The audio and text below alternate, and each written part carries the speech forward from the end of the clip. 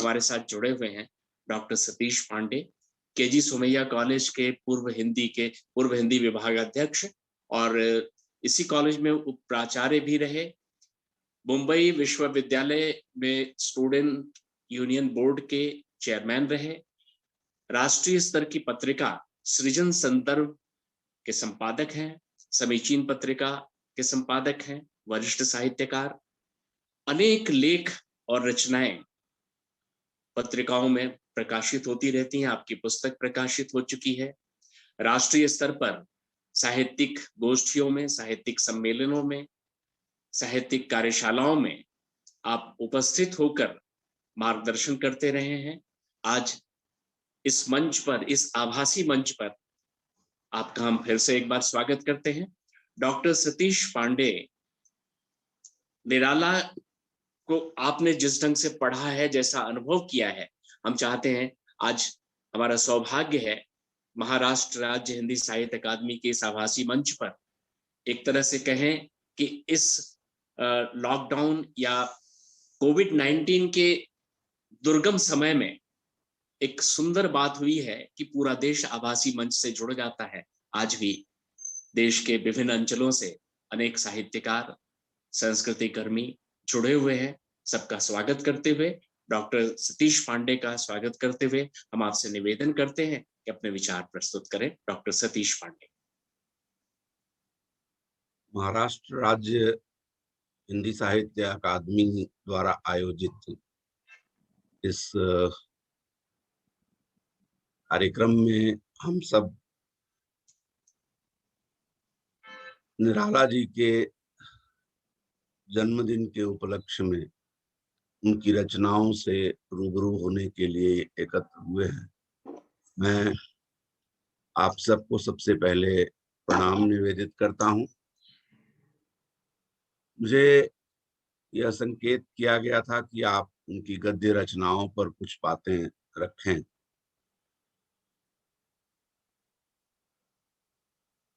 जिसके नाम के साथ ही महाप्राण जुड़ गया, उसकी शक्ति का अंदाजा लगाना बड़ा कठिन है। कितने रूप हैं उनकी रचना धर्मिता के। अधिकतर हम उनकी कविताओं और उनके खास तौर पर राम की शक्ति पूजा, तुलसीदास जैसी लंबी कविताओं के संदर्भ में उन्हें याद करते हैं। लेकिन अभी भाई आनंद सिंह जी ने कहा कि चतुरी चमार जैसी रचना उनकी उत्कृष्ट रचना है। चतुरी चमार ही नहीं बल्कि और भी कई ऐसे अद्भुत चरित्र उन्होंने, बिल्लेसुर बकरिया जैसा चरित्र गढ़ा, और ये सब संभव हुआ उनकी गद्य रचनाओं में। निराला जी का व्यक्तित्व तो बड़ा ही विराट था, लेकिन उनके भीतर की जो मानवीयता और दुखी पीड़ित लोगों के प्रति संवेदनशीलता थी, वह निश्चित रूप से हम सब के लिए अनुकरणीय रही है। और कहीं न कहीं वही उनकी रचना के केंद्र में भी रही है। निराला जी अपने समय से आगे चलने वाले क्रांतिधर्मी रचनाकार थे। उनकी कविताओं में यह क्रांतिधर्मिता हम अक्सर देख लेते हैं, लेकिन गद्य रचनाओं में ये क्रांतिधर्मिता या अपने समय से आगे चल करके कुछ बातें कहने की जो क्षमता थी उनमें, वह कैसे रही है, मैं कुछ उनकी रचनाओं के आधार पर यहाँ संकेत करने का प्रयत्न करूंगा। सबसे पहले उनके उपन्यासों की कुछ बातें रखना चाहूंगा। निराला जी ने कुल 8 उपन्यास लिखे, जिनमें अप्सरा, अलका, प्रभावती, निरुपमा, कुल्ली भाट, बिल्लेसुर बकरिया, चोटी की पकड़ और काले कारनामे जैसे उपन्यास हैं। 2 अधूरे उपन्यास भी इनके मिलते हैं। इनका जो पहला ही उपन्यास है अप्सरा नाम से, उसके बारे में ये कहा जाता है कि ये छायावादी रोमांटिसिज्म से प्रभावित है। निश्चित रूप से जब ये लिख रहे थे तो उस समय छायावाद की प्रवृत्तियां थी, लेकिन प्रेम कथा लिखते हुए भी अपने समय की कथा कैसे लिखते हैं निराला, ये समझा जा सकता है। जब इन्होंने लिखना शुरू किया तो उनके सामने बांग्ला साहित्य के वे उपन्यास थे या और भी उनके समवर्ती जो उपन्यासकार थे, जो बड़े-बड़े मोटे उपन्यास, उनका अ, एक व्यंग्यात्मक लहजा है। उसकी भूमिका में उन्होंने लिखा कि बड़ी-बड़ी तोंद वाले औपन्यासिक सेठों की महफिल में दंशित धारा अप्सरा के उतरने की बात वो करते हैं और कहते हैं कि मैंने किसी विचार से अप्सरा नहीं लिखी, किसी उद्देश्य की पुष्टि भी इसमें नहीं है। अप्सरा स्वयं मुझे जिस जिस ओर ले गई, दीपक पतंग की तरह मैं उसके साथ रहा। इस तरह से ये पहली रचना उनकी है जहां वो पात्र के साथ कहीं अपने विचार आरोपित करने की उस पर कोशिश नहीं करते हैं। ये प्रेम कथा है। यद्यपि अप्सरा एक वेश्यापुत्री कनक और देश प्रेमी राजकुमार की प्रेम कथा है, लेकिन इसमें भी निराला अपने मन के 2 महत्वपूर्ण कार्यों को प्रकारांतर से ले आते हैं और ये 2 कार्य हैं कि दलितों और किसानों का संगठन करना और राष्ट्र भारती हिंदी का प्रचार प्रसार। इसके जो 2 प्रमुख चरित्र हैं, कथानायक राजकुमार और उसका मित्र चंदन, ये दोनों इन्हीं दोनों कार्यों में जुड़े रहते हैं और इसी राजकुमार और कनक की प्रेम कथा ये चलती है। कथा का विस्तार देने की कोई आवश्यकता नहीं समझता, लेकिन मैं ये कहना चाहूंगा जरूर कि प्रेम कथा रचते हुए निराला की दृष्टि अपने समय की सच्चाइयों की ओर भी है। इसीलिए उस इस प्रेम कथा में भी जमींदारों की वासना की वृत्ति, किसानों की पीड़ा, अंग्रेजों की निरंकुशता और स्त्री की परवशता, ये सब बीज रूप में इस प्रेम कथा वाले उपन्यास में भी मिल जाते हैं। इनका दूसरा उपन्यास है अलका, जो यथार्थवादी परंपरा की शुरुआत की कड़ी है। इसमें कहने के लिए तो प्रेम कथा ही कही गई है, लेकिन उसमें वे तमाम तत्व मौजूद हैं जो आगे चल करके उनके बिल्लेसुर और कुल्ली भाट जैसी रचनाओं के बीज बनते हैं। इसका आरंभ महामारी की विभीषिका से होता है, जहां शोभा नाम की एक लड़की है, उसके माता पिता का देहांत हो जाता है और यद्यपि वह उसकी शादी हो चुकी है, लेकिन उसका पति मुंबई रहता है, इसलिए वह अपने आप को अकेली अनुभव करती है और वहां जमींदारों के 2 वर्ग दिखाई देते हैं। एक जो कुलीन जमींदार वर्ग है, जिसमें शील है, संकोच है, और दूसरे जो नवधनिक जमींदार हैं, उनमें से ही एक नवधनिक जमींदार मुरलीधर की बुरी निगाह शोभा पर पड़ती है और उससे बचाने के लिए स्नेह शंकर आगे आते हैं।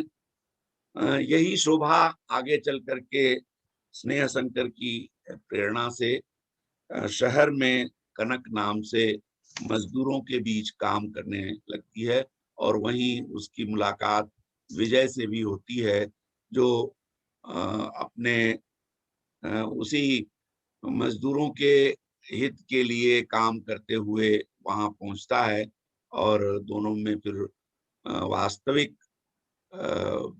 परिचय होता है, और फिर दोनों मिल जाते हैं।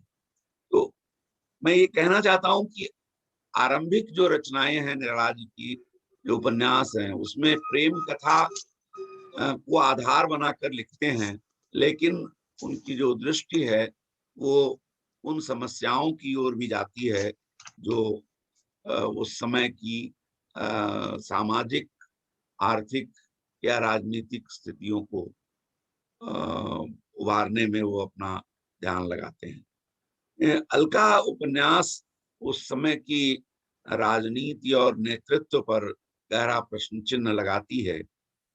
स्नेह शंकर कहते हैं एक जगह कि जिस समूह को वे स्वतंत्र करना चाहते हैं, उसे ही अपनी आज्ञाओं की का अनुवर्ती गुलाम करने के फेर में पड़ जाते हैं।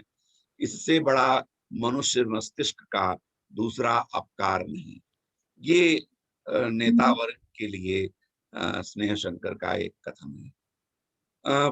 ये बड़ी विडंबना रही है कि जो लोग आजादी के लिए त्याग करते रहे और संघर्ष करते रहे, वो उस त्याग और संघर्ष का भरपूर लाभ उठाने से भी अपने आप को पीछे नहीं रखते हैं। निराला जी उस समय इस बात को अनुभव करते हैं। वहां आजादी के लिए त्याग करने वाले नेताओं की यह असलियत उजागर करते हुए वे कहते हैं कि जो जनता का दुख दर्द पहचानने की दृष्टि रखते हैं, उन्हें भीतर और बाहर, यानी जेल में और बाहर दोनों जगह जेल यातना है। लेकिन जो जन सेवा के नाम पर आत्मसुख की खोज में लगे हैं, उन्हें जेल में वे सभी सुविधाएं मिलती हैं जो घर में भी अनुपलब्ध हैं। ये एक दृष्टि जो दूरदृष्टि है, आजादी के बाद जिसको हम सब ने अनुभव किया, ये निराला जी तभी अनुभव कर रहे थे। प्रभावती नाम से इनका एक तीसरा उपन्यास है जो ऐतिहासिक पृष्ठभूमि में है, और प्रसाद जी की तरह ये उस अपने इतिहास के स्वर्णिम युग में नहीं जाते, बल्कि मध्यकाल का संदर्भ उठाते हैं। मोहम्मद घोरी और पृथ्वीराज चौहान और के समय का।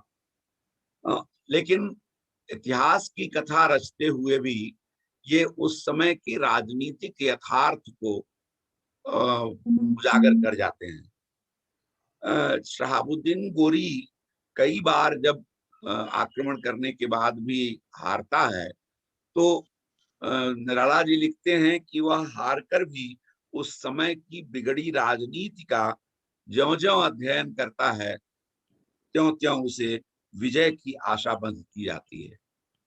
उसके राज्य विस्तार पर भारत के किसी दूसरे प्रदेश के राजा को बुरा नहीं लगता। सब अपनी ही सीमा को स्वाधीनता की हद मानते हैं। ये जो उस समय का एक यथार्थ रहा है कि सभी राजा अपने अपने राज्य को सुरक्षित करने के प्रयास में थे। कोई संगठन नहीं था राजाओं में, भारतीय जो राजा थे उस समय। तो निराला जी ये संकेत करते हैं कि उन दिनों वीरता का अभाव नहीं था, अभाव था समझदारी का, अभाव था उन राजाओं में आपसी संगठन का, और जिसका फायदा लेकर के उस समय ये ऐतिहासिक घटनाएं घट रही थी। उसमें कभी-कभी बहुत मार्मिक टिप्पणियां निराला जी ने की हैं। जैसे सिपाही की स्थिति क्या है, जो देश के लिए लड़ता है, उस सिपाही की स्थिति क्या है। जहां सिपाही को सच्चे सिपाही की जगह गिरा देने वाली चालें और छल देखना पड़ता है, वहां सिपाही सिपाही नहीं मजदूर बन जाता है, यह उसके लिए सर ऊंचा रखने की बात नहीं है। ये निश्चित रूप से हम आज तक इसी स्थिति को अनुभव करते हैं गाहे बगाहे, और उस काल में तो जरूर हम अनुभव करते रहे। ऐसी ऐतिहासिक स्थितियों के संदर्भ में जो एक रोमांटिक कथा बुनते हैं निराला जी, उसमें वो ऐसी युवतियों का चरित्र निर्मित करते हैं जो अपने शौर्य, पराक्रम और साहस के साथ त्याग के बल पर भारत को उबारने का प्रयत्न करती है। निराला जी की एक और बात जो बार बार मैंने कही कि वो अपने समय से आगे देखते हैं, समय से अम, अ, दूर तक, दूरदृष्टि जिसे कहते हैं। 1936 में उन्होंने निरुपमा लिखा, और उस समय जो सांस्कृतिक बदलाव पाश्चात्य संस्कृति के प्रभाव से हो सकता है, उसकी ओर वो संकेत करते हैं, उस अपसंस्कृति की ओर संकेत करते हैं जिससे हम आज भी जूझ रहे हैं। असल में इसमें एक और बात जो निराला जी स्थापित करते हैं, वो है कर्म की संस्कृति, जो उनकी कई कहानियों में भी है, उपन्यासों में भी है। एक इस उपन्यास का नायक कृष्ण कुमार लंदन से अंग्रेजी में डिलिट करके आता है, और उसे यहाँ के शिक्षा संस्थानों में जो योग्यता को न पहचानने और तमाम भ्रष्ट स्थितियों के कारण उसे कहीं जगह नहीं मिलती शिक्षा जगत में, तो वो कोट टाई वगैरह पहन करके भी, फर्राटे से अंग्रेजी बोलते हुए भी, बूट पॉलिश करने को कोई हेय कर्म नहीं मानता। ये है श्रम की स्थापना करना, और वह कहीं न कहीं ब्राह्मण पुत्र होकर के भी इस तरह के कार्य करने में, खासतौर पर जहां ब्राह्मणों को हल चलाना तक वर्जित माना जाता था, उस समय में वह जूते पॉलिश करने का काम करता है। ये निश्चित रूप से निराला की क्रांति धर्मिता ही है। निराला जी ने विधवाओं के जीवन को बार बार अपनी रचनाओं में उभारा है।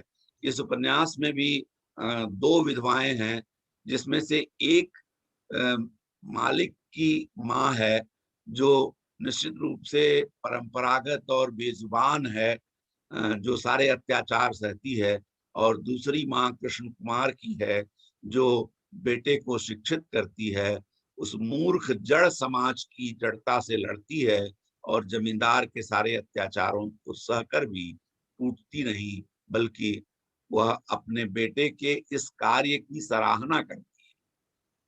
तो आधुनिकता का दुष्परिणाम भी दिखाते हैं, और निश्चित रूप से निराला जी ये संकेत करते हैं कि पश्चिम का अंधानुकरण न करें, लेकिन पश्चिम की अच्छाइयों को हमें स्वीकार भी करना चाहिए।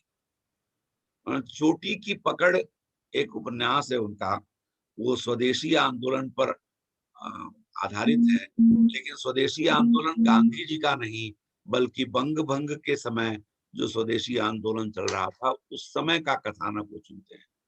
और उस समय अंग्रेजों की जो चालें थी, खास तौर पर मुसलमान और हिंदू के बीच कैसे वो भेद पैदा करते थे, इसके कई संदर्भ वहां उन्होंने चित्रित किए हैं। एक संदर्भ आता है कि अंग्रेजों के कुछ जासूस हिंदू क्षेत्रों में जाते हैं और वहां कहते हैं कि बकरीद के समय मुसलमान लोग गोकशी करने वाले हैं, और मुसलमानों के क्षेत्र में जाते हैं, उनके गांव में, तो कहते हैं कि बकरीद के समय तुम लोग गोकशी क्यों नहीं करते हो। ये जो इस तरह से एक दूसरे को, और वो इस तरह से मुसलमानों के मन में ये बैठा देते हैं कि अगर अंग्रेजों से उनकी हार हुई है तो हिंदुओं की गद्दारी के कारण। इस तरह की चीजें जो सांप्रदायिकता का एक संदर्भ है वो इसमें उभारते हैं निराला जी। काले कारनामे 1950 में लिखा गया, लेकिन इसमें उन्होंने किसान की पीड़ा को उठाया और अ, ये उपन्यास अ, जमींदार वर्ग की उस हकीकत को उजागर करता है। वह जमींदार वर्ग जो अंग्रेजों द्वारा निर्मित था और खास तौर पर अपनी पकड़ जमाए रखने के लिए जमींदार वर्ग को अंग्रेजों ने निर्मित किया था। और इसी कथा को लेकर के ये उपन्यास लिखा गया कि कैसे जमींदार अपने स्वार्थों के लिए दो जातियों के बीच एक द्वेष पैदा कर देता है। एक ब्राह्मण का लड़का है, वो एक क्षत्रिय पहलवान के पास शागिर्द बन करके जाता है और दोनों में वो संघर्ष कराते हैं इस तरह से कि जैसे जाति का अंतर पैदा करें। ये जो अपना स्वार्थ सिद्ध करने के लिए जमींदार वर्ग तरह तरह की चालें चलता है, ये सारी चीजें हैं।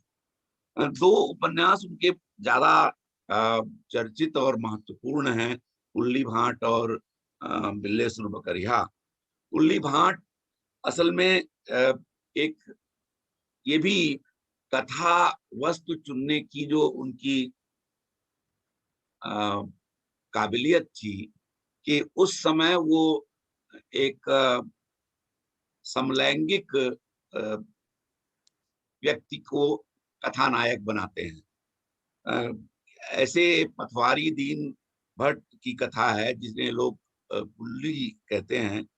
वो इसमें निराला जी स्वयं भी एक पात्र हैं। जब वो पहली बार अपनी ससुराल जाते हैं तो वहां इन्हीं के कुल्ली भाट के तांगे पर बैठ कर जाते हैं और दूसरे दिन कुल्ली भाट जब उन्हें अपने घर बुलाता है तो उनकी सास को ये बड़ा अपमानजनक लगता है, क्योंकि उनको लगता है कि कुल्ली भाट का चरित्र जैसा है, वो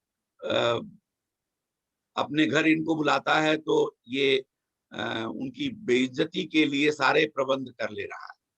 और ये बात उनको 25 साल बाद जब दोबारा वो पहुंचते हैं और जिस तरह से झेपता है कुल्ली भाट, तब उनको समझ में आता है कि लोग इस तरह से क्यों सोच रहे थे। इसमें एक चीज और है कि कुल्ली भाट के उस स्वरूप को निराला जी ने बदलते हुए दिखाया और फिर वही कुल्ली भाट लोगों में एक तरह से सम्मान प्राप्त करता है, वह समाज सेवा का कार्य शुरू करता है और जो लोग एक दूसरे से ईर्ष्या करते थे समाज में, उसी के प्रयत्न से लोग एक दूसरे का सहयोग करते हैं। ये जो प्रवृत्ति वो समाज में निर्मित करता है, उसके नाते लोग उसकी तारीफ करते हैं। ये एक बड़ा अद्भुत चरित्र है जिसके बारे में निराला जी स्वयं कई बार चर्चा करते हैं। कहते हैं कि वो एक ऐसा जीवन चरित्र लिखना चाहते थे जिसमें जीवन हो, चरित्र कम हो, और ये जीवन उन्हें मिला कुल्ली भाट के व्यक्तित्व में। और जिसको उन्होंने तमाम बड़े बड़े जो महात्मा संत आदि के जीवन चरित्र हैं, उन लोगों के जीवन चरित्र के समानांतर कुल्ली भाट को अधिक वरीयता दी। बिल्ले सुर बकरिया भी एक ऐसा अद्भुत चरित्र है जो अपनी संघर्ष क्षमता के कारण हिंदी साहित्य में एक महत्वपूर्ण चरित्र बन गया है। ये अपने संघर्ष यात्रा में वर्धमान जाता है, वहां एक जगह नौकरी करता है, लेकिन वहां स्थितियां कुछ ऐसी बनती हैं कि उसे लौटना पड़ता है। आकर के वह जीवन संघर्ष शुरू रखता है। लोग समझते हैं बहुत पैसा कमा कर आया है और लोगों के इस भ्रम को वो जारी रखता है। बकरी खरीदता है, बकरियों का पालन पोषण करके उनके दूध आदि बेच करके वह अपना संघर्ष चलाता है। और जब लोग जानते हैं कि इसके पास बहुत पैसा है तो इसका विवाह भी संपन्न होता है। लेकिन वास्तविकता यही है कि बिल्लेसुर जीवन के हर कदम पर संघर्ष करता है। एक स्थिति आती है, प्रसंग आता है कि जब उसके बकरे को गांव के लोग हजम कर जाते हैं मार करके, तो वह बहुत निराश होता है। वो हनुमान जी के मूर्ति के सामने जाकर कहता है कि आप मैं गरीब हूँ और आपको गरीबों का सहायक समझा था, इसलिए मैंने अपने बकरियों को आपके हवाले किया था। आपने उनकी रक्षा नहीं की ना। और आवेश में आकर के वो अपना डंडा चला देता है। हनुमान जी का मुख टूट जाता है। इसके लिए निराला जी की काफी आलोचना भी लोग करते रहे, नास्तिक आदमी उनको कहते रहे, लेकिन ये एक आक्रोश है उस सामान्य व्यक्ति का जो ईश्वर पर बहुत ज्यादा भक्ति आस्था रखता है, और उस आस्था के कारण ही वह इस तरह का आक्रोश व्यक्त करता है। ये जो एक अद्भुत चरित्र बिल्लेसुर का है, वास्तव में उसकी संघर्षशीलता, उसकी जिजीविषा, और इसको जिस तरह से हास्य और करुणा के ताने बाने के बीच निराला जी ने बुना है, ये अपने आप में एक अद्भुत चरित्र है। आनंद जी, मेरे लिए समय जितना होगा बता दीजिएगा, मैं वहीं रोक दूंगा अपनी बात। अभी समय है, कहिए, आप करते रहिए बात। समय है। मैं उनके उपन्यासों पर बात कर रहा था। कुछ बात मैं उनकी कहानियों की करना चाहूंगा। निराला रचनावली में उनकी कुल 25 कहानियां मिलती हैं। वैसे उनके 5 संग्रह हैं।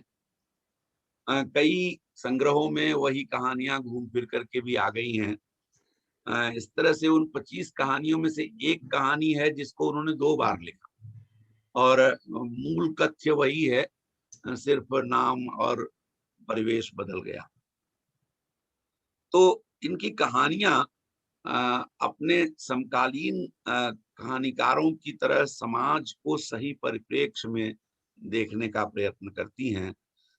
अगर हम ये भी कहें कि बनी बनाई परिभाषा के तहत हम इनकी कहानी नहीं पाते हैं।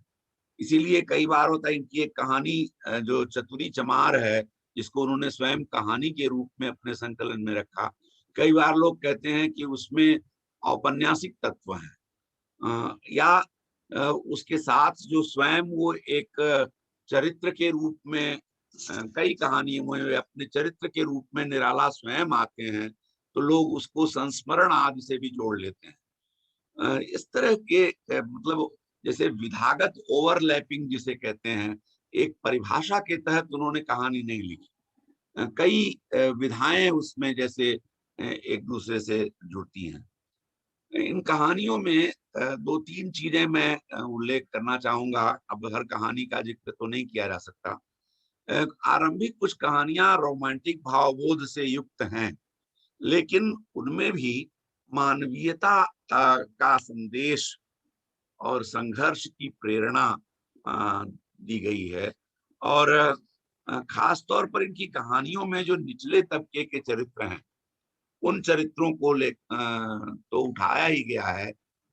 उच्च श्रेणी के लोगों को भी उन्होंने अपनी कहानियों का पात्र बनाया, और खास तौर पर जो उस समय की सामाजिक समस्याएं थी, जैसे जाति भेद, खास तौर पर प्रेम आदि के संदर्भ में जाति प्रथा और दहेज आदि कैसे बाधक बनते हैं, दहेज प्रथा, अनमेल विवाह, बेरोजगारी, परित्यक्त स्त्रियों की जो कहानियां हैं, या जो सामाजिक बंधनों के कारण प्रेम में असफल हो जाते हैं, उनकी कहानियां हैं। ये कहानियां कई ऐसी हैं जो प्रसाद की तरह से प्रेम की पृष्ठभूमि पर लिखी गई हैं। लेकिन उन कहानियों में मूल बात यह है कि वो जिस तरह से कहानियों को कई बार त्याग और आदर्श के धरातल तक ले जाते हैं और एक विचार की प्रतिष्ठा करते हैं, इस दृष्टि से इनकी कहानियां महत्वपूर्ण हैं। मैं 2-3 कहानियों का जिक्र करूंगा। एक तो सुकुल की बीवी इनकी एक कहानी है। सुकुल की बीवी नाम से एक संग्रह भी है, उसमें उन्होंने माना है कि उनकी पहली कहानी क्या देखा है। क्या देखा एक प्रेम कथा है, लेकिन वो प्रेम भी एक तरफा है, जिसमें प्यारे लाल नाम का एक व्यक्ति एक तथाकथित वेश्या से प्रेम करता है। हालांकि वह अपना शरीर नहीं बेचती, बल्कि अपने गाने आदि से ही अपनी आजीविका चलाती है। और इस प्रेम की पवित्रता को उसमें उन्होंने स्थापित किया है। ऐसे ही पद्मा और लिली नाम के एक उनकी कहानी है, जो प्रेम के पवित्र बंधन में बंधे दो प्रेमियों की कथा है। और इसमें जातीयता और रूढ़िवादिता कैसे आड़े आती है। खास तौर पर अंतर जातीय विवाह न करने की जो शर्त रख दी जाती है, ये कैसे उन दोनों चरित्रों को आजीवन अविवाहित रहते हुए देश सेवा और समाज सेवा के लिए प्रेरित करती है, इसकी कहानी है। विधवा जीवन को भी निराला ने अपनी कहानियों में, कई कहानियों में उभारा है। एक कहानी का जिक्र करूंगा जिसका नाम है ज्योतिर्मयी। ये ऐसी क्रांतिकारी विचारों वाली विधवा की कहानी है, जो रूढ़िवादी विचारों पर कुठाराघात करती है। उसका एक कथन मैं संकेत करूंगा, जिससे आप अंदाजा लगा सकते हैं कि उस समय निराला किस तरह से सोच रहे थे। ये कहती है, जैसे विधवा के विवाह न करने की शर्त समाज में लगा दी जाती है, जबकि पुरुष कई कई विवाह करता है। वो कहती है कि अच्छा बताइए, यदि पहली ब्याही हुई इस तरह स्वर्ग में अपने पूज्य पाद पतिदेव की प्रतीक्षा करती हो, और पतिदेव क्रमशः दूसरी, तीसरी, चौथी पत्नियों को मारकर प्रतीक्षार्थ स्वर्ग भेजते रहें, तो खुद मरकर किसके पास पहुंचेंगे?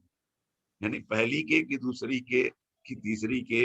ये जो उस समय कटाक्ष है, ये जो विधवा विवाह न करने की रूढ़ि थी या एक कट्टरता थी, उस पर एक बड़ा व्यंग्य है। एक कहानी और भी है इनकी, जिसमें कर्म की प्रतिष्ठा को दर्शाया गया है। अर्थ नाम से कहानी है।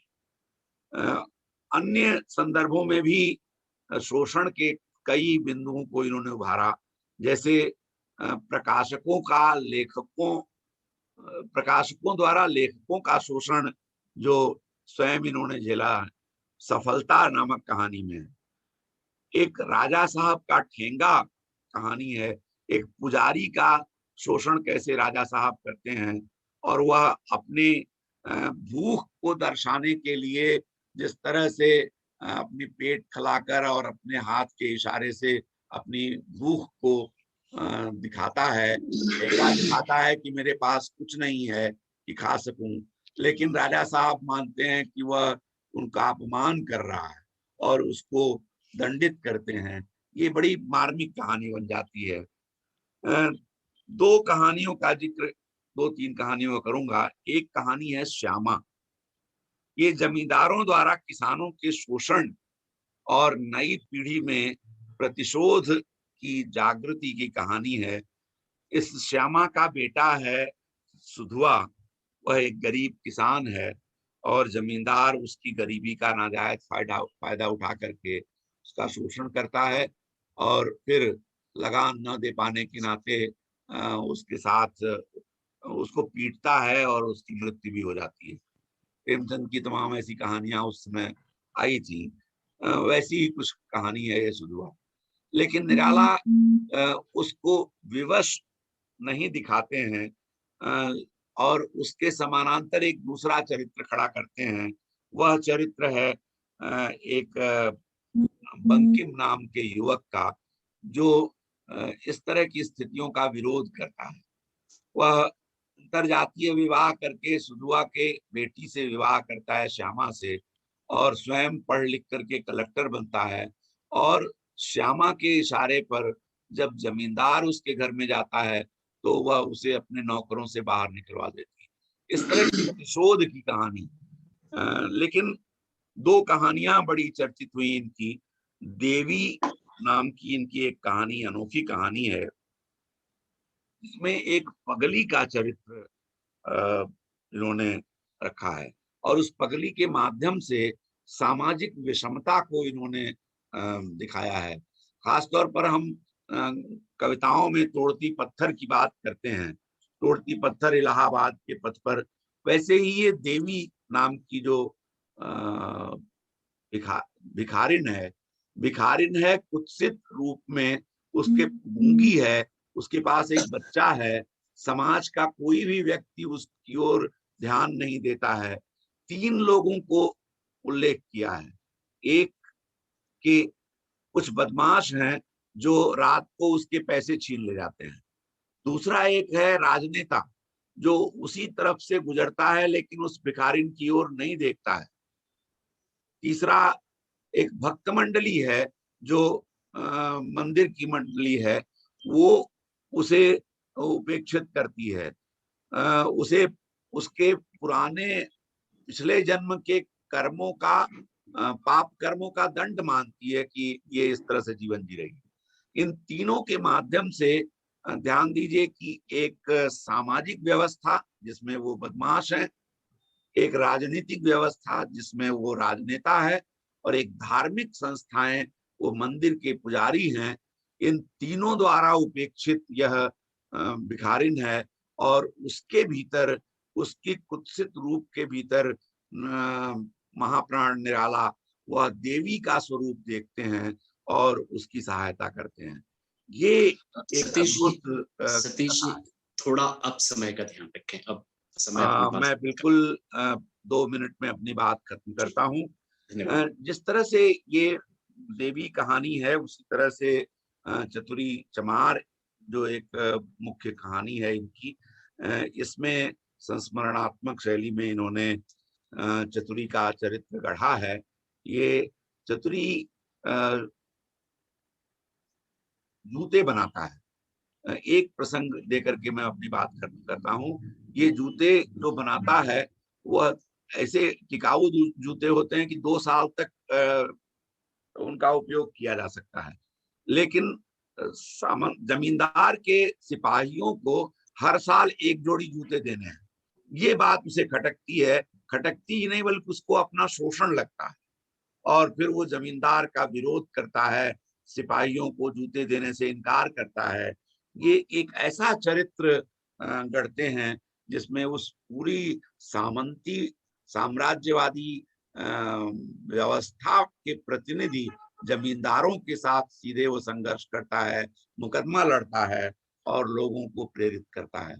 इस तरह से हम देखते हैं कि निराला जी ने अपनी कहानियों में, अपने उपन्यासों में तमाम ऐसे आम लोगों के चरित्र को उभारा और लोगों के भीतर एक जागृति, चेतना पैदा करने की कोशिश की।